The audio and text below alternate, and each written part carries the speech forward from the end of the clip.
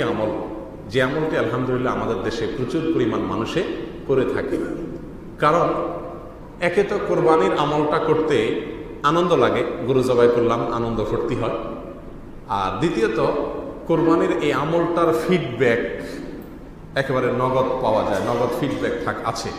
অর্থাৎ আমরা কোরবানি করলে তাজা ফ্রেশ গোশত আমাদের ঘরে উঠে, যার কারণে কোরবানির ফজিলত সম্পর্কে খুব বেশি ওয়াজ করার দরকার হয় না। অনেক বেশি ওয়াজ নসিহত করা ছাড়াই আলহামদুলিল্লাহ দেশে হাজার হাজার মানুষ কোরবানি করে। যিনি 5 ওয়াক্ত নামাজ পড়েন তিনিও করেন, যিনি নামাজ পড়েন না তিনিও করেন। কারণ গোশত যে নামাজি তারও দরকার, যে নামাজি না তারও দরকার। সেজন্য কোরবানির ফজিলত নিয়ে খুব বেশি সময় আমাদের ব্যয় করার দরকার নেই। আলহামদুলিল্লাহ কোরবানি এদেশের মানুষ শুধু করে না, যতটুকু করলে চলে তার চাইতে বেশি করে। ঠিক না ভাই? ঠিক। এমপি সাহেব, মন্ত্রী সাহেব, বিভিন্ন বড় বড় লোকেরা, বড় বড় ব্যবসায়ীরা একজনের 7টা গরু 8টা গরু পর্যন্ত কোরবানি করে। ঠিক না ভাই? ঠিক। অথচ ইসলাম বলে নাই 7-8টা গরু কোরবানি করতে। একজনের পক্ষ থেকে একটা কোরবানি যথেষ্ট, এবং গরুরও দরকার নেই। কোরবানি তো ছাগল দিয়েও হতে পারে, গরু দিয়ে করেন অসুবিধা নেই। কিন্তু আমাদের দেশে গরুর কোরবানি বেশি হয় না ছাগলের কোরবানি বেশি হয়? ব্যাপার কি?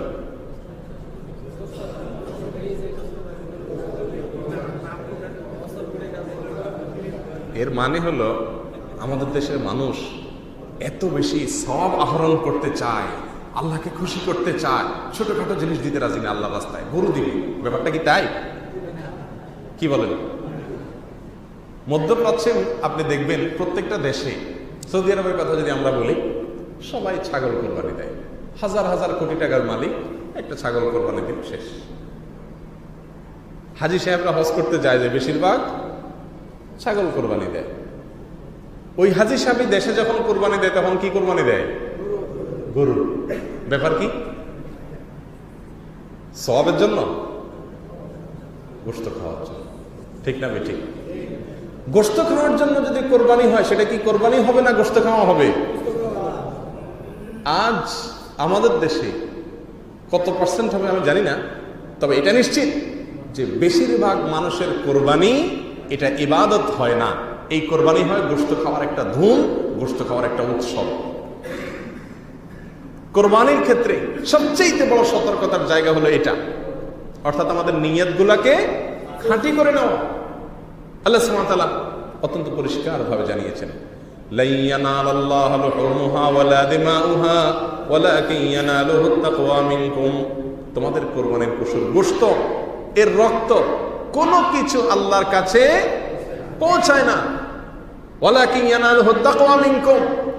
কি মন নিয়ে, কি চিন্তা নিয়ে, কি ধ্যান ধারণা নিয়ে, কি উদ্দেশ্য নিয়ে তুমি কোরবানি করছো, তোমার সেই মনের ভেতরকার সুপ্ত লুকায়িত তাকওয়া, এটা শুধুমাত্র আল্লাহর কাছে পৌঁছায়।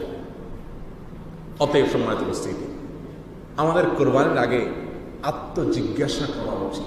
আত্মজিজ্ঞাসা, নিজেকে নিজে প্রশ্ন করা উচিত, আমি কোরবানি কেন করছি? আমি কি কোরবানি গোশত খাওয়ার জন্য করছি? মানুষে কি বলবে সেটা থেকে বাঁচার জন্য করছি? সামাজিকতা রক্ষা করার জন্য করছি, নাকি আমি কোরবানি আল্লাহকে সন্তুষ্ট করার জন্য করছি? এই প্রশ্নের উত্তর নিজের থেকে নিজেই বের করে আনতে হবে কোরবানি করার আগে। আমরা যে বিশাল বড় বড় গরু কোরবানি করি, এটার পিছনে বেশিরভাগ লোকেরই গোশত আহরণ করার একটা বড় উদ্দেশ্য থাকে। হ্যাঁ, আলহামদুলিল্লাহ অনেক আল্লাহর বান্দা আছেন যারা গরিবকে বেশি বেশি গোশত দিবেন সেই উদ্দেশ্যে বড় গরু কোরবানি করেন। সেরকম উদ্দেশ্য থাকলে ভালো, খারাপ না। কিন্তু নিজে আগামী 6 মাসের 4 মাসের গরুর গোশত, ফ্রেশ গোশত আমি ফ্রিজে উঠে ফেললাম, এরকম একটা ব্যাপার স্যাপার আছে, এরকম যদি চিন্তাধারা থাকে তাহলে সেটা কোরবানি হবে না, সেটা ইবাদত হবে না। প্রিয় ভাইরা আমার, এই যে একাধিক গরু কোরবানি দেওয়া, অনেকে আবার গরু দেয় একটা, ছাগল দেয় একটা। ঠিক না বেঠিক? অনেক লোক আছে একটা গরু কোরবানি দেয়, একটা ছাগল কোরবানি দেয়। কারণ কি? অনেক সওয়াব দরকার না? এই লোকটাই যদি মসজিদের ডোনেশনের জন্য বলেন, ভাই নির্মাণের কাজ চলতেছে, এসির কাজ চলতেছে, টাকা পয়সা লাগবে, তখন কাচুমুচু করে। কারণ সেখানে টাকা দিলে কোনো ফিডব্যাক নাই। বন্যার্থদের জন্য আপনার ত্রাণের দরকার, ভাই এখানে টাকা পয়সা দরকার, বলতে বলতে মুখ দিয়ে ফেনা বের হয়ে যায়, কিন্তু টাকা পকেট থেকে বের হয় না। কিন্তু এই লোকটাই মাশাআল্লাহ কোরবানি দিতে গিয়া ৮০,০০০ ৯০,০০০ টাকা দিয়ে গরু কিনে আনতেছে। সুবহানাল্লাহ। যদি সওয়াবই তার উদ্দেশ্য থাকে, তাহলে অন্যান্য দানের ক্ষেত্রে তার হাত কেন সংকুচিত থাকে? এই ক্ষেত্রে এরকম উদার হয়ে যায় কেন? বুঝতে হবে এটা গোশত খাওয়ার জন্য, ঠিক না? ঠিক। গরু আর ছাগল দুইটা কোরবানি দেয় কেন?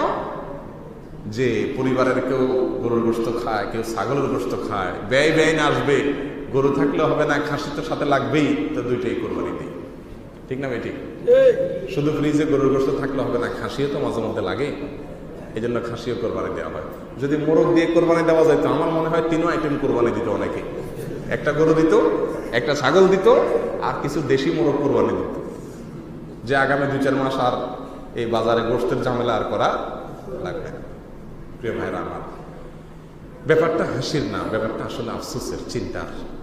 আমাদের কোরবানির ভেতরকার যে রূহ, এর ভেতরকার যে প্রাণ, সেটা আমাদের সমাজ থেকে অনেক আগেই বিদায় হয়ে গেছে। এজন্য কোরবানির আগে আল্লাহর রাস্তায় আমরা যারা কোরবানি করব, একটি মুহূর্তের জন্য নিজেকে থামিয়ে দিয়ে, ব্রেক দিয়ে আমরা প্রশ্ন করি, আমি কেন কোরবানি করছি? আমার কি গোশত টার্গেট? আমার কি সমাজের মানুষের তাদের কাছে ভালো সাজা, ভালো হওয়া, বা তারা কি বলবে সেই কথা থেকে বাঁচা, সেটা আমার টার্গেট? নাকি আমি কোরবানি করছি আল্লাহ এবং তার রাসূল নির্দেশ করেছেন তাই? কোনটা টার্গেট? এই প্রশ্নের উত্তর নিজে থেকে বের করতে হবে। মনে রাখা উচিত, আপনি কোনো কিছু যখন আল্লাহর জন্য দান করে দেন, সেটা সেটা মালিক কে হয়ে যায়? আল্লাহ, ঠিক না ভাই? ঠিক। আপনি কাউকে কোনো কিছু দিলে এটার মালিক সে হয়ে যায় না? আপনি যখন কোরবানি করছেন আল্লাহর জন্য, ইন্না সালাতি ওয়া নুসুকি ওয়া মাহইয়ায়া ওয়া মামাতি লিল্লাহি রাব্বিল আলামিন, আমার নামাজ রোজার মতো কোরবানি এটাও কার জন্য? আল্লাহর উদ্দেশ্যে যখন কোনো গরু নিবেদন করলেন, তাহলে এটার গোশতের মালিক কে? আল্লাহ সুবহানাহু ওয়া তাআলা এটার মালিক হয়ে গেছেন। উচিত ছিল দান সদকা, সাধারণ দান সদকা, যাকাত, এগুলোর যেরকম আল্লাহকে দেন, আল্লাহ বলেন আমার পক্ষ থেকে গরিবকে পৌঁছায় দাও, তাহলে আমি পেয়ে যাব। কোরবানি গোশতটাও সেরকম হওয়ার কথা ছিল, ঠিক না ভাই? ঠিক। কিন্তু কোরবানির গোশতটা আল্লাহ সুবহানাহু ওয়া তাআলা স্পেশাল ভাবে আমাদের জন্য আল্লাহ সুবহানাহু ওয়া তাআলা হাদিয়া দিয়েছেন, উপহার দিয়েছেন, উপঢৌকন দিয়েছেন। তাহলে এই গোশতটা আমরা যখন খাবো, তখন মানসিকতা কি থাকবে বলেন? মানসিকতা কি থাকবে? আপনি একটা গরু কোরবানি করছেন, গরু কোরবানি করে রান্না করে আমাকে দাওয়াত দিছেন, দাওয়াত দিয়ে খাওয়াইতে বসাইছেন। আমি বসে যখন খাবো, তখন আমার খাওয়ার মুড থাকবে কি? বিনয়ের ভাব থাকবে না? আমার মধ্যে এই জিনিসটা কাজ করবে না যে বেচারা আমার গোশতটা খাওয়াইতেছে, একটু নরম নরম ভাব, একটু বিনয় বিনয় ভাব থাকবে না? আমাদের কোরবানির গোশত মাশাআল্লাহ যখন আমরা গরু বানায় ঘরে উঠাই, হাতা টাতা গোছায়া, মানে এমন একটা মুড মাড থাকে যে এটা আমি কিন্তু আল্লাহকে দান করে দিছি, আল্লাহ আমাকে আবার উপহার দিয়েছে। একটা লাজুকতা, একটা বিনয়, একটা বিনম্রতা, হ্যাঁ, একটা দুর্বলতা, হীনতা, দীনতা, আল্লাহর প্রতি কৃতজ্ঞতার প্রকাশ আমাদের সে গোশত খাওয়ার ভেতরে থাকে না, ঠিক না বে? ঠিক। প্রিয় ভাইরা আমার, সেজন্য কোরবানির আগে আমাদের উদ্দেশ্যগুলোকে নতুন করে ঝালাই করে নিতে হবে, সঠিক করে নিতে হবে। তা না হলে এই কোরবানি এটাতে কোনো সওয়াব এনে দিবেই না, বরং লোক দেখানো কোরবানি, লোক শোনানো কোরবানি, মানুষ কি বলবে সেখান থেকে বাঁচানো কোরবানি হলে সেই কোরবানি আমাদের রিয়া হবে, ছোট শিরক হবে, এর ফলে বরং উল্টা আরো গুনাহ হবে। প্রিয় ভাইরা আমার, অতএব রাসূল আকরাম সাল্লাল্লাহু আলাইহি ওয়াসাল্লাম মেষ কোরবানি করেছেন। তার যুগে ওট ছিল কি ছিল না? হ্যাঁ, আমি এটা নিরুৎসাহিত করছি না যে বড় বড় গরু কোরবানি দেন, বেশি করে দেন, গরিব দুঃখীরে গোশত খাওয়ান, সেই জন্য আমি নিরুৎসাহিত করছি না, সেটা ভালো কাজ। কিন্তু গণহারে সারা দেশে যারা বড় বড় গরু কোরবানি করে, এরা সবাই গরিবরে গোশত যায়, ব্যাপারটা কি তাই? আর গরিবরে দিলেও কতটুকু দেয়? আগে ফ্রিজে কতটুকু হজম করতে পারবে সেটা মোটামুটি ক্যালকুলেশন থাকে, ঠিক না বে? ঠিক। ডিপ আছে কিনা, নাকি আলাদা ডিপ নাই, নর্মালের মধ্যে যে ডিপ আছে ওইটাই, তাহলে কয় কেজি সেখানে আটবে, একটা হিসাব নিকাশ মোটামুটি থাকে, ঠিক না বে? ঠিক। এরকম কয়জন কোরবানিওয়ালা পাওয়া যাবে? আছে নিশ্চয়ই, আলহামদুলিল্লাহ, আল্লাহ নেককার বান্দা নাই তা না। কয়জন পাওয়া যাবে যে কোরবানি করছে তিনি তার ডিপে গুদামজাত করা যেটাকে বলে এরকম কোনো কিছু করেন নাই, সামান্য কিছু গোস্ত রাখছেন আর সব দান করে দিছে। এরকম মানুষ কয়জন আছেন বলেন? খুবই কম। অতএব প্রিয় ভাইয়েরা আমার, কোরবানির আগে নিয়তকে খাঁটি করা উচিত, যে গোস্ত আহরণ করা মানুষ দেখানোর উদ্দেশ্য না থাকে। অনেকেই কোরবানি করেন, আমাদের সমাজে বিশেষ করে প্রত্যেকটা এলাকাতে কোরবানির গরুর সাইজ যার যতটা বড় হয় তাকে সমাজের মানুষ মনে করে সবচেয়ে বড় কোরবানি দাতা। ঠিক না ভাই? ঠিক মনে হয়েছে যে সুবহানাল্লাহ, এই হলো এবছরের সেরা কোরবানি দাতা। আর যার গরুটা একটু মরা, দাম কম, সাইজে ছোট, তো এই বেচারাকে মনে করে সমাজের মানুষ এ হলো কোরবানি দাতা হিসাবে খুবই জুনিয়র কোরবানি দাতা। ঠিক না ভাই? ঠিক। অথচ আল্লাহ সুবহানাহু ওয়া তাআলা নিজেই বলে দিচ্ছেন, লা ইয়ানালাল্লাহু লুহুমুহা ওয়ালা দিমাউহা, তোমাদের কোরবানির পশু কার কতটা তাগড়া, কার কতটা বড়, কোনটাতে গোশতের পরিমাণ কতটুকু, এর কোনো কিছুই আল্লাহর কাছে কাউন্ট হবে না। ওয়ালাকিন ইয়ানালুহুত তাকওয়া মিনকুম, কোরবানি যে মন নিয়ে করছো সে তাকওয়াটুকুই আল্লাহর কাছে যাবে। একটা ভিত্তিহীন হাদিস আমাদের অনেককে তাগড়া তাগড়া গরু কেনার জন্য উৎসাহিত করে। সেটা হলো, আমরা অনেকে শুনছি একটা হাদিস, যে ব্যক্তি দুনিয়াতে যেই পশু কোরবানি করবে কিয়ামতের দিন ওইটার উপরে চড়ে সে জান্নাতে যাবে। শুনছেন না আপনারা এরকম একটা হাদিস? কিন্তু এই হাদিসটা সহি না। এই হাদিসটা যদি সহি হয় তাহলে যে বেচারা ছাগল কোরবানি দিচ্ছে সে কেমনে যাবে কোনকে? আর যে কোরবানি দেয়ই নাই গরিব মানুষ, সে কি করবে? কথা বুঝে আসছে? অতএব গরু এটা তো বাহন না যে ওইটার পিঠে করে আপনি জান্নাতে যাবেন। এসব কারণে মানুষ অনেক বড় সাইজের কোরবানি দেয়। আশেপাশে মানুষ খুব সচরাচর সারা বছর সবসময় যে গরু কোরবানি দেয়, হঠাৎ করে ছাগল কোরবানি দিলে বলে, ভাই এবছর কি দেনা টেনা আছেন নাকি? দিনকাল কি খারাপ নেই কোনো? মনে হয় পয়সা কড়ির টানাটানি আছে, আহারে এই জন্য এবার ছাগল কোরবানি দিচ্ছে। ঠিক না ভাই? ঠিক। কোরবানি একটা আমল, একটা ছাগল কোরবানি দিলেই চলে। এখানে এত বেশি টাকা খরচ করার বিষয় না। বন্যার্থ মানুষ মরে যাচ্ছে, সেখানে কিছু টাকা দেন, আর কোরবানি করতে হবে তাই একটা করে দেন। কিন্তু প্রতি বছর গরু দিতে হবে।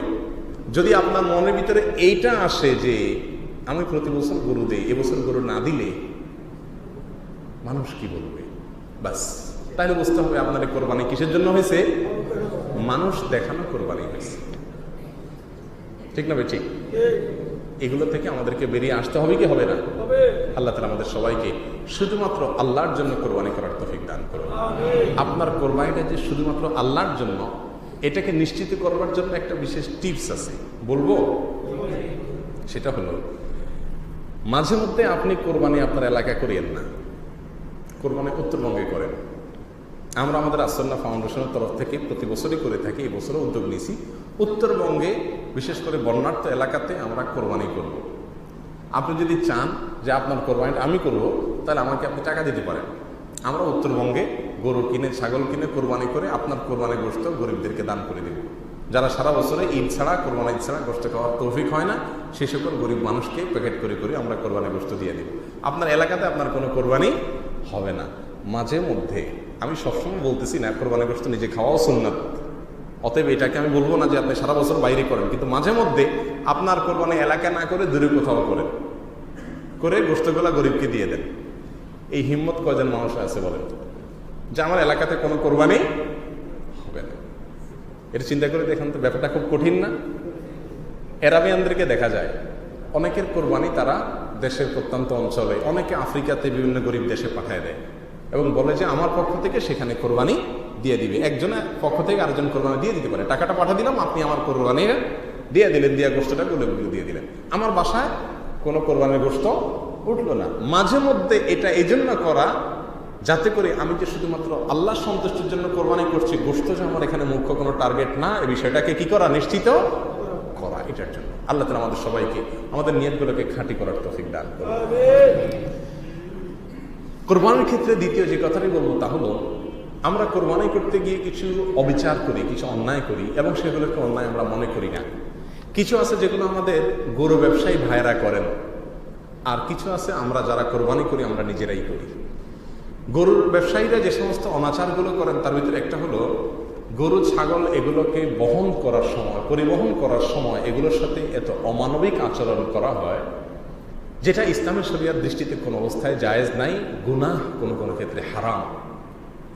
যেমন আপনারা অনেকেই জানেন, ট্রাকে করে এই গরুগুলো যখন বিভিন্ন দূর দূরান্ত এলাকা থেকে আনা হয়, এই গরুগুলাকে দাঁড় করায় আনা হয় এবং যাতে করে তারা বসতে না পারে ট্রাকে, সেজন্য কোনো কোনো কসাইরা বা কোনো কোনো আপনার গরু ব্যবসায়ীরা ওদের দুই পায়ের মাঝখান দিয়ে বাঁশ ঢুকায় দেয়, বাঁশ ঢুকায় বেঁধে দেয়, যাতে করে কোনোভাবেই সে বসতে 2-5-6 ঘন্টা 7 ঘন্টা 8 ঘন্টা এক জায়গায় যদি জ্যামে দাঁড়িয়ে থাকে রোদের মধ্যে, তবুও তার বসার কোনো সুযোগ থাকে না।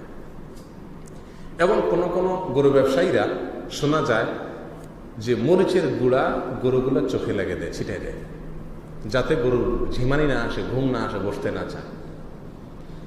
এই গরু দিয়ে আপনি কোরবানি করে আল্লাহর সন্তুষ্টি কামনা করতে চাচ্ছেন, এই গরু দিয়ে কোরবানি করে আল্লাহ সুবহানাহু ওয়া তাআলার কাছে আপনি সওয়াব চাচ্ছেন, যে গরুর চোখের পানি শত শত মাইল ধরে পড়তে পড়তে এই পর্যন্ত সে আসছে। কথা কি বুঝে আসছে ভাইরা? না, এই ধরনের অমানবিক কাজ যারা করে তাদের বিরুদ্ধে রাষ্ট্রের আইন, সমাজ, আমাদের সবাই তাদের বিরুদ্ধে সোচ্চার হওয়া উচিত, তাদেরকে বোঝানো উচিত এবং তাদের বিরুদ্ধে সোচ্চার হওয়া উচিত যে কোনোভাবেই পশুর সাথে অমানবিকতা এটা ইসলামের দৃষ্টিতে জায়েজ নাই। আল্লাহ সুবহানাহু ওয়া তাআলা পশুগুলোকে আমাদের বশীভূত করে দিয়েছেন, আমাদের অধীনস্থ করে দিয়েছেন। আমরা চাইলে তাদেরকে শোয়াচ্ছি, জবাই করছি, গোশত খাচ্ছি। আল্লাহ সুবহানাহু ওয়া তাআলা তাদেরকে আমাদের চাইতে গায়ে গতরে শক্তি বেশি দিয়েছেন, তারপরেও আমাদের অধীনস্থ করে দিয়েছেন। আমাদের বুদ্ধির কাছে তারা দুর্বল, কিন্তু এর মানে কি এই যে তার প্রতি আমি জুলুম করব? আল্লাহ সুবহানাহু ওয়া তাআলা সমস্ত প্রাণীর প্রতি জুলুমকে হারাম করে দিয়েছে, কোনো প্রাণীর প্রতি জুলুম করার সুযোগ নাই।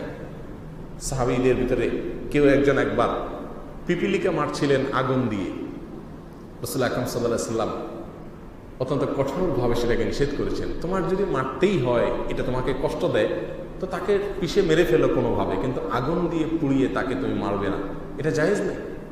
কোনো পশু যদি জবাই করার দরকার হয়তো করো, কিন্তু জবাই করতে গিয়ে তাকে কষ্ট দেওয়ার সুযোগ নাই। রাসূল আকরাম সাল্লাল্লাহু আলাইহি সাল্লাম বলেছেন, ইন্নাল্লাহা কাতাবাল ইহসানা আলা কুল্লি শাই, প্রত্যেকটা বস্তুর প্রতি ইহসান করা, অনুগ্রহ করাকে আল্লাহ সুবহানাহু ওয়া তাআলা ফরজ করে দিয়েছেন। কাতাবা, আপনারা শুনেছেন কোরআনে কারীমের আয়াত বারবার, কুতিবা আলাইকুমুস সিয়াম, যে আল্লাহ সুবহানাহু ওয়া তাআলা সিয়ামকে ফরজ করেছেন, সে আল্লাহ তাআলা একই শব্দ দ্বারায় আরেকটি ফরজের ঘোষণা দিয়েছেন, ইন্নাল্লাহা কাতাবাল ইহসানা আলা কুল্লি শাই, প্রত্যেকটা প্রাণীর প্রতি ইহসান করা, অনুগ্রহ করাকে আল্লাহ তাআলা ফরজ করে দিয়েছেন। এটা কোনো মুস্তাহাব আমল না, প্রত্যেকটা প্রাণীর প্রতি দয়া করা ফরজ। এবং রাসূল আকরাম সাল্লাল্লাহু আলাইহি ওয়াসাল্লাম আরো বলেছেন, ফাইদা কাতালতুম ফাআহসিনুল কিতলাতা ওয়া ইদা যাবাহতুম ফাআহসিনুল যিবহা, তোমরা যদি কোনো মানুষকে হত্যা করার প্রয়োজন হয়, যুদ্ধক্ষেত্রে হত্যা করার প্রয়োজন দেখা দিয়েছে, তোমার জীবন সে শেষ করতে আসছে, তাকে হত্যা না করে তুমি বাঁচতে পারছো না, যুদ্ধক্ষেত্রে প্রতিপক্ষকে যদি মারার প্রয়োজন হয়, অথবা কোনো মানুষকে মৃত্যুদণ্ড দিতে হয় তার অপরাধের শাস্তি স্বরূপ, তবে তাকে হত্যা করার ক্ষেত্রে পর্যন্ত দয়া করো। চিন্তা করেন, এর নাম হলো ইসলাম। তাকে বিনা কারণে কষ্ট দিয়ে হত্যা করো না, তাকে হত্যা করতে গিয়ে মনের ঝাল মিটিয়ে হত্যা করো না। যদি তাকে হত্যা করতেই হয়, এমনভাবে হত্যা করো যাতে তার সবচাইতে কম কষ্ট অনুভব হয়। ফাইদা কাতালতুম ফাআহসিনুল কিতলা, আহসিনু, ইহসান করো, যাকে হত্যা করা হবে তার সঙ্গে অমানবিক আচরণ করো না। ওয়া ইদা যাবাহতুম ফাআহসিনুজ যিবহা, আর পশু জবাই করার প্রয়োজন যদি হয় জবাই করো, কিন্তু জবাই করতে গিয়ে তার প্রতি অমানবিক হইও না, তার প্রতি ইহসান করো, দয়া দেখাও, মায়া দেখাও, যতটুকু সম্ভব তার প্রতি অনুকম্পা, অনুগ্রহ প্রদর্শন করো। এবং রাসূল আকরাম সাল্লাল্লাহু আলাইহি ওয়াসাল্লাম আরো বলেছেন, ওয়াল ইউহিদ্দা আহাদুকুম শাফরাতাহু ওয়াল ইউরিহ যাবিহাতাহু, তোমাদের কেউ পশু জবাই করার আগে ভালো করে যেন সে ছুরি ধার দিয়ে নেয়, যাতে করে অল্প পচে পশুর রূহ বের হয়ে যায়, অনেকক্ষণ যেন তার গলার উপরে ছুরি চালাইতে না হয়, এবং সে যেন ওই জবাইকৃত পশুটাকে অপেক্ষাকৃত কম কষ্ট দেয়। এই নির্দেশ রাসূল আকরাম সাল্লাল্লাহু আলাইহি ওয়াসাল্লাম করেছেন। একবার এক সাহাবী, তিনি কোন একটা বকরি বা কোনো কিছু এরকম জবাই করার জন্য শোয়াইছিলেন, তো শোয়া ওইটাকে জবাই করার পজিশনে রেখে এবার দেখছেন যে চাকুটা ধার নাই, এবার উনি ওটাকে ধার দিচ্ছেন অনেক সময় ধরে। রাসূল আকরাম সাল্লাল্লাহু আলাইহি ওয়াসাল্লাম অত্যন্ত কঠোর ভাষা তাকে বললেন, আতুরিদু আন তুমিতাহা মাউতাত, তুমি কি চাও এই পশুটাকে মারার আগে আরো কয়েকবার মারতে? কোথায় ছিলা তুমি এতক্ষণ? এটাকে আগে ধার দাও নাই কেন? তাকে জবার জন্য শোয়া ধরে রাখছো, হাত পা বেঁধে বা আটকায় তাকে ফেলে রাখছো, তার গলা চিপে ধরে রাখছো, আর এখন বসে তুমি চাকু ধার দিচ্ছ। তার মানে তাকে মারার আগে তুমি আরো কয়েকবার মারতে চাচ্ছ। কেন তুমি এমনটি করছো তার সঙ্গে? এবং রাসূল আকরাম সাল্লাল্লাহু আলাইহি ওয়াসাল্লাম আরো বলেছেন, হাল্লা হাদাত্তা শাফরাতাকা ক্বাবলা আন তুযআহা, এই পশুটাকে শোনার আগে কেন তুমি ধার দাও নাই তোমার চাকু ছুরি? এই ছিল রাসূল আকরাম সাল্লাল্লাহু আলাইহি ওয়াসাল্লামের নির্দেশনা। প্রিয় ভাইরা আমার, অতএব পশুর প্রতি কোনো অমানবিকতা যেন না হয় সেটা আমাদের খেয়াল করতে হবে। আল্লাহ তাআলা এগুলোকে আমাদের জন্য খাওয়া হালাল করেছেন, এর মানে এই না আমি স্বেচ্ছাচারিতা করবো, জুলুম করবো। একটা অন্যায় বিশেষ করে জবাইয়ের সময় প্রায় সমস্ত কোরবানিকারকদের দ্বারা হয়, সেটা হলো গরু জবাইয়ের পরে গরুর প্রাণ বের হতে 2-4-5 মিনিট সময় লাগে। তো কসাই যারা থাকে এরা হুজুর দিয়ে, আমরা বেশিরভাগ লোক জবাই করি, তো হুজুরে 2-4 পোজ দেওয়ার পরে এরপর বলে, হুজুর আপনি এবার সাইড হন, বাকিটা আমি দেখে নিচ্ছি। এবার চাকু দিয়ে খোঁচাইতে ওইটাকে অনেক সময় আপনারা একেবারে তার গলার পেছনে হাড় পর্যন্ত সে নিয়ে যায়, উদ্দেশ্য প্রাণটা যেন তাড়াতাড়ি বের হয়ে যায়। বিজ্ঞানের দৃষ্টিতেও এটা উচিত না, কারণ হলো এরকম করলে আপনার সেই পশু হালাল হওয়া নিয়ে সন্দেহ তৈরি হবে। পশু রক কাটবেন, রক্ত বের হবে, তারপরে তার প্রাণ যাবে, সেটা আপনার জন্য খাওয়া হালাল।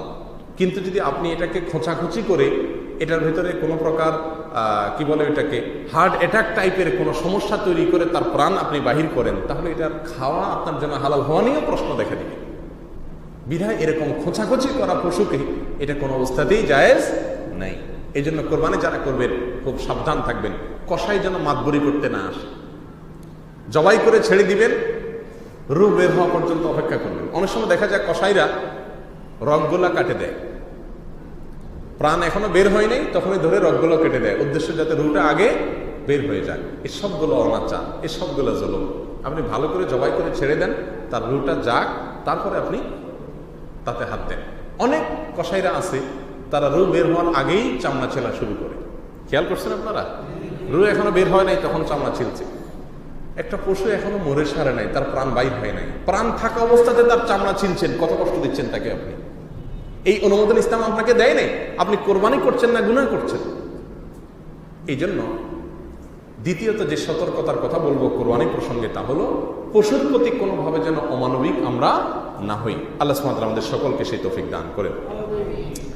তৃতীয়ত যে সতর্কতার কথা বলবো তা হলো, আমরা বেশিরভাগ মানুষ কোরবানি করার পরে কোরবানির পশু থেকে যারা কসাই থাকে বা গোশত বানানোর কাজে আমাদেরকে হেল্প করে, কাজের লোক থাকে, তাদেরকে আমরা গোশত দিয়ে থাকি।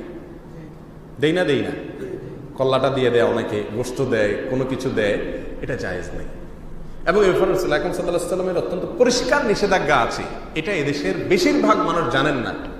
আলী রাদিয়াল্লাহু তাআলা আনহু বলেছেন, ও আমারানি আল্লাহ উতিল জাজ্জারা মিনহা শাইআ, রাসূল আকরাম সাল্লাল্লাহু আলাইহি ওয়াসাল্লাম আমাকে কুরবানি করার পরে নির্দেশ করেছেন, খবরদার কসাইকে এই কোরবানির পশুর গোশত, কলিজা, মাথা অথবা কোনো কিছু কসাইকে দিবা না, তাকে পারিশ্রমিক দিবা আলাদা তোমার পকেট থেকে, কোরবানির পশু থেকে কোনো কিছু দিবা না। এটা রাসূল আকরাম সাল্লাল্লাহু আলাইহি ওয়াসাল্লাম বলেছেন। কেন বলেছেন? এর কারণ হলো, আমরা আগেই বলেছি, কোরবানিটা যেহেতু আল্লাহর নামে আমরা করি, এটার মালিক কে? আল্লাহ সুবহানাহু ওয়া তাআলা। আল্লাহ সুবহানাহু ওয়া তাআলা গোশতটা দয়া করে আমাদেরকে খেতে দিয়েছেন। এখন সেটা আমি বিক্রি করার সুযোগ নাই।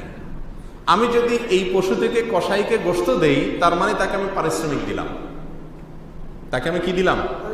তার মানে এই গোশতটা আমি কেমন যেন বিক্রি করলাম, যে সে শ্রম দিল, তাকে টাকা না দিয়ে গোশত দিয়ে দিলাম, তাহলে গোশতটা আমি দিয়ে বেনিফিট নিলাম, এটা জায়েজ নেই। গোশত হয় নিজে খাবেন আর না হয় দান করবেন, কিন্তু বিক্রি করতে পারবেন না, বিনিময় করতে পারবেন না, এ সুযোগ নেই।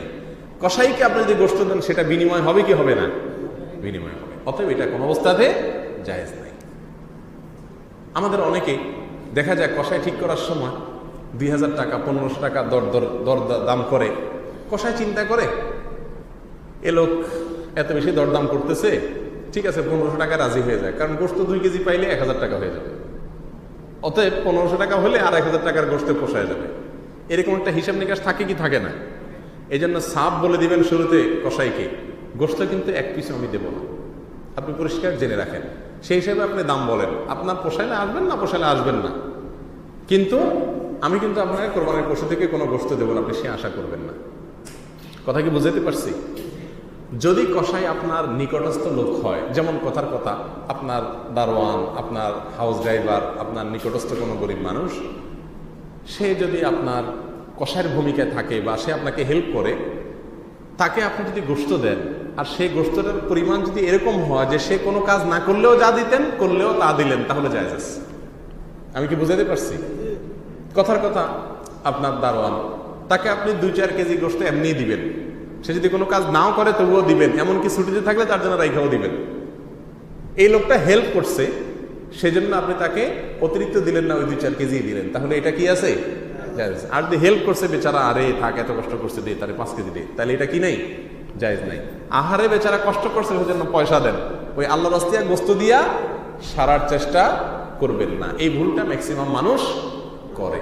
হ্যাঁ, গরুর কোনো অংশ আপনি নিজে খাবেন না, যেমন বুড়িটা আপনি ফেলে দিবেন, তো সেটা ফেলে না দিয়ে কোনো একজনকে দিলেন, সেটা ভিন্ন কথা, এটা ইনশাআল্লাহ নিষিদ্ধের আওতায় পড়বে না। আরেকটা বিষয়, একটা সূক্ষ্ম, বেশি সূক্ষ্ম, সেটা হলো আমাদের বাসার যে সমস্ত কাজের লোকেরা থাকে, বাঁধা কাজের লোক, হাউস ড্রাইভার হতে পারে, কাজের বুয়া হতে পারে, কাজের মেয়ে হতে পারে, এই সমস্ত লোকদেরকে যাদের সঙ্গে আমাদের চুক্তি হলো তাদেরকে আমরা খাবার দেব, ভরণ পোষণ দেব, এরকম আছে না যে 3 বেলা খাবার তাকে আমি দেব, তাদেরকে আপনি কোরবানির গোশত দিয়ে তার ওই এই খাবারটা কিন্তু তার পারিশ্রমিক, এই খাবারটা কিন্তু তার বেতনটা যেরকম তার পারিশ্রমিক মাইনা, সেই সাথে 3 বেলা খাবার এটাও তার পারিশ্রমিক। তো পারিশ্রমিক হিসেবে আপনি এই কোরবানির গোশত দিতে পারবেন না, একটু জটিলতা আছে এখানে। আপনি তাকে তরকারি হিসাবে যদি দেন গোশত, কোরবানির গোশত, তাহলে এটা এক্সট্রা থাকতে হবে। এটা কি থাকতে হবে? এক্সট্রা। কথার কথা 3 বেলা আপনি তাকে খাবার দেওয়ার কথা, তো আপনি তার জন্য একটা নর্মাল তরকারি রাখেন, সাথে কোরবানির গোশতটা এক্সট্রা হিসাবে দেন। শুধু কোরবানির গোশত দিয়ে যদি ভাত দেন, তার মানে এটাকে আপনি পারিশ্রমিক হিসাবে ইউজ করলেন। অত্যন্ত সূক্ষ্ম একটা সমস্যা। বিধায় কাজের লোকদেরকে অন্য কিছু দেন, সাথে কি দেন? কোরবানির গোশত দেন, তাহলে আর অসুবিধা থাকবে না ইনশাআল্লাহ। কোরবানির ক্ষেত্রে সর্বশেষ এবং 4 নম্বরের যে সতর্কতার কথা বলবো তা হলো পরিচ্ছন্নতা।